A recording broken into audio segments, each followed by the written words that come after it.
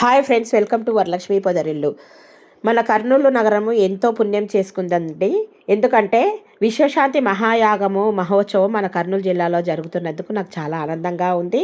89వ విశ్వశాంతి మహాయాగ మహోత్సవము శ్రీకృష్ణ పీఠాధిపతి శ్రీ శ్రీ కృష్ణజ్యోతి స్వరూపానంది స్వామీజీ వారి దివ్యమంగళ ఆశీస్సులతో మనకు కర్నూలు జిల్లాలో నంద్యాల చెక్ పోస్ట్ నుండి పుల్లారెడ్డి ఇంజనీరింగ్ కాలేజీ మధ్యలో జరుగుతుందండి.